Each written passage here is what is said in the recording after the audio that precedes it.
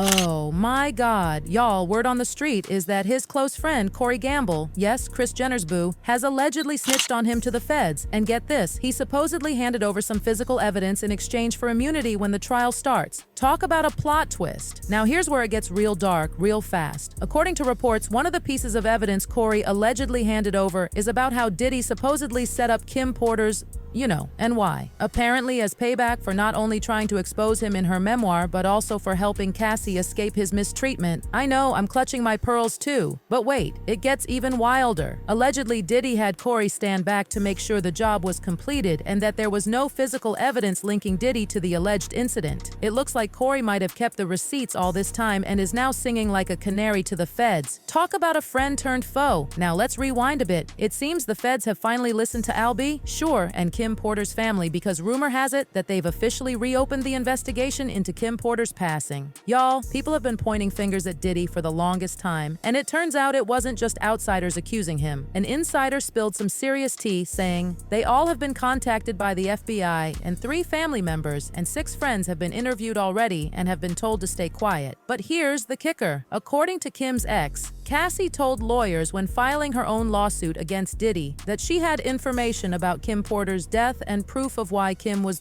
Now, you might be wondering, why did they suspect Diddy in the first place? Well, apparently the police had a lot of questions about things that didn't add up about how she supposedly passed away from pneumonia. The document said, when Kim passed, there were questions about the manner in which she died. If they are going to say that it was pneumonia and that she passed away peacefully in sleep, then why was there blood on Kim's pillowcases and also a slight trail of blood on the bedroom floor that led to the bathroom? It gets even more suspicious. Kim wasn't found unresponsive in bed, she was discovered on the bathroom floor, and if they found her in bed, then she was strategically placed there. Plus, the last call Kim made was to 911 at 2:43 a.m., but she wasn't found until around 11 a.m. Something's not adding up, besties. But Kim's family wasn't the only one with suspicions. Her ex-husband, Albie, sure, yes, they were actually married, also hinted that Diddy allegedly had something to do with it.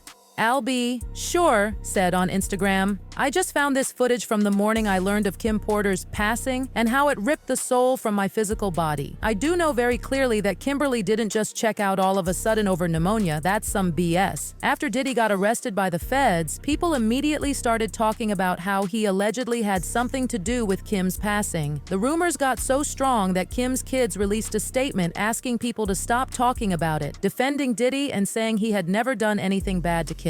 But here's the tea. Everybody knows that Diddy was super cruel towards Kim when they were together, and it even continued after they broke up. One night when they were at home at Kim's house on 110th Street, he wanted to, put his hands on her in the wrong way.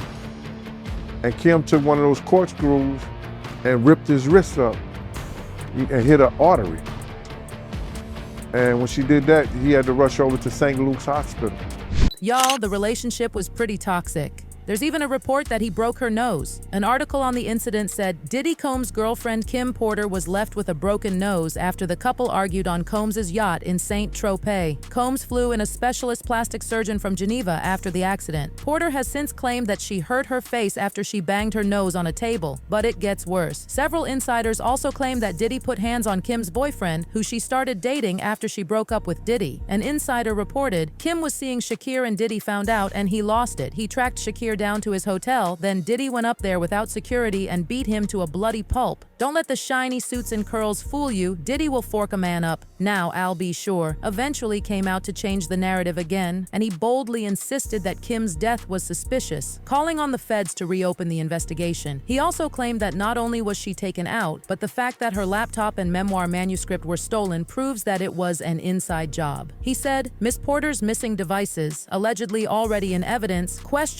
unquestionably contain the critical evidence that have been concealed. I'm convinced that the evidence corroborates closely with the details outlined in the recently released public indictment document. Al B. Sure also dropped some hints that Diddy had been behind his own coma and that he had the receipts to back up his claim. He wrote, "There's so much to unpack. Unfortunately, I'm the only survivor by the blessings of a medical team that initially gave up because of multiple system organ failure, septic intubated and on ventilated for 38 days and forced to visit death's doorstep. But the God I serve and worship had another plan." Now let's talk about Cassie for a sec. There are now reports that another reason Diddy was furious at Kim was that she allegedly gave Cassie some damaging information that Cassie leveraged to get out of her relationship with Diddy. Think about it. For years, Cassie tried to break up with Diddy, but he refused to leave her alone. So why did he eventually let Cassie get away? Well, according to Jaguar Wright, Cassie had a heart-to-heart talk with Kim Porter a few days before Kim passed away, and she hinted that Cassie used that information to blackmail Diddy into leaving her alone. See, I know something that a lot of people don't know.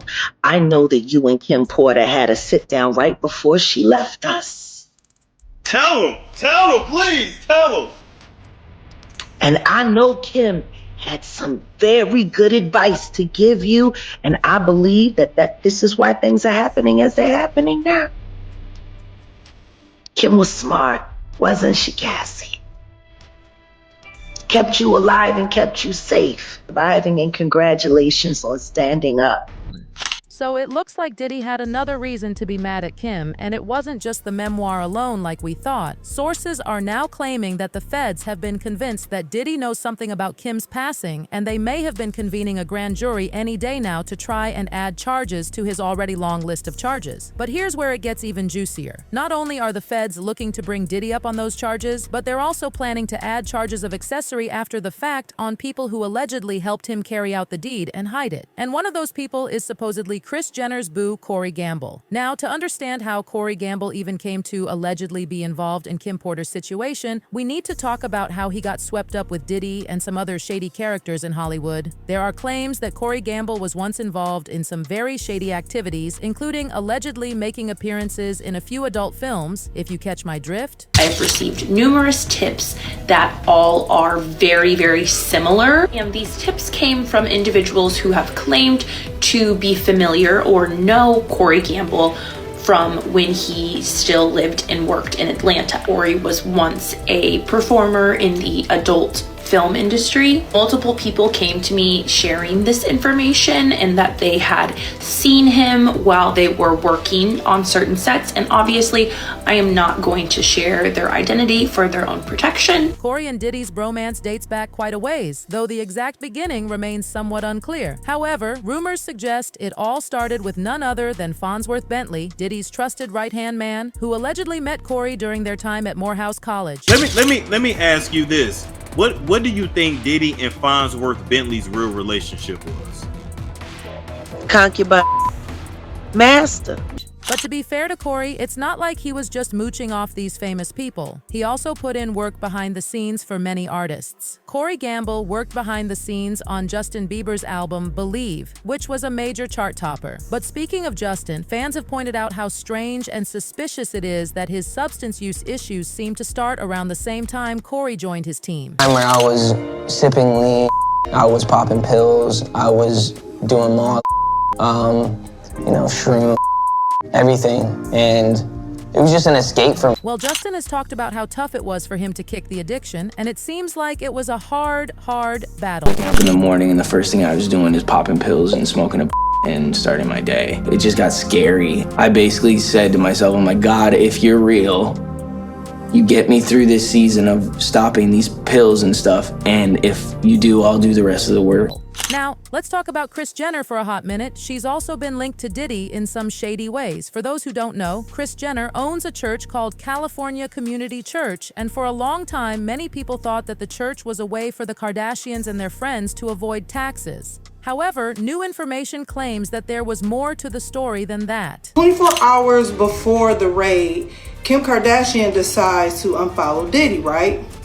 Well, come to find out, this person by the name of Lou Taylor is apparently Diddy's manager. And this Lou Taylor woman is also on the board of Hillsong's church home. Follow me, go with me. They are doing all of this, child, in the name of the Lord. Just follow the story. Now, to cover myself, everything in this video is alleged, honey. This is what I digged up, and I don't know how much truth is to it, but there's reportings, okay? So everything that I'm saying is allegedly. Keep that in mind. So, Lou Taylor apparently is paying off, allegedly, some of Diddy's victims from this slush fund through some church fund, okay? Not only that, Kim Kardashian mama has been making these girls pay 10% tithes to some church that Lou Taylor and her husband is basically owner, co-owner, or whatever. So I was like, let me look into this Lou Taylor person. I'm thinking Lou Taylor was a guy who was a woman with a husband, whole husband, and they doing ministry and everything. Now, mind you, y'all remember the whole thing with Britney Spears? So come to find out, Lou Taylor, this gets deep, y'all, hold on. Okay, so Lou Taylor is the CEO of TriStar Sports and Entertainment. She's like a business manager icon. Now, Mike, do y'all know the Lohans? What's the Lindsay Lohan? So she apparently, allegedly, she has been behind most of these stars' conservatorship situations, especially Britney Spears. So before we talk about Britney, Mike Lohan, which is the Lohan girl, Lindsay Lohan's daddy, accused Lou Taylor and the mama Dina Lohan for trying to put Lindsay Lohan in a conservatorship concerning her money. Also, allegedly, there's a lawsuit from 2021 with Astroworld tragedy, and she's being sued for employment discrimination. This is what this Lou lady is. Now, Lou Associates maintain intense control also over Britney Spears' life and money.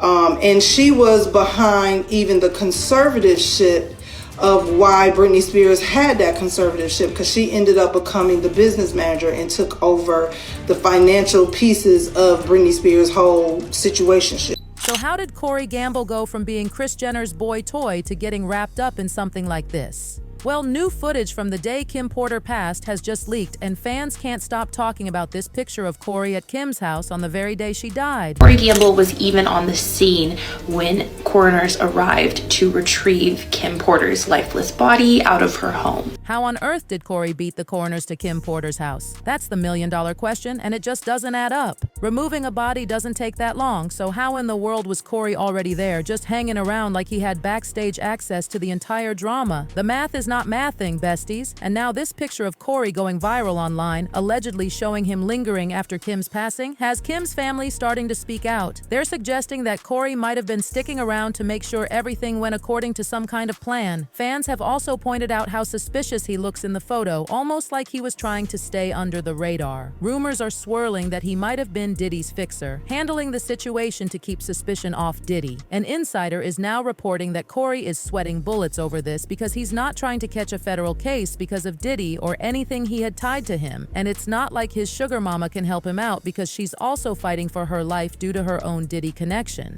Word on the streets is that Cory allegedly took himself to the feds and snitched hard on Diddy in exchange for immunity. And guess what? We wouldn't be surprised because a federal source predicted this was going to happen. My understanding is that there was a lot of individuals that were involved, and I think by looking at the indictment and seeing that only Sean Combs is the only defendant currently, who knows if that increases and it gets superseded with a different indictment.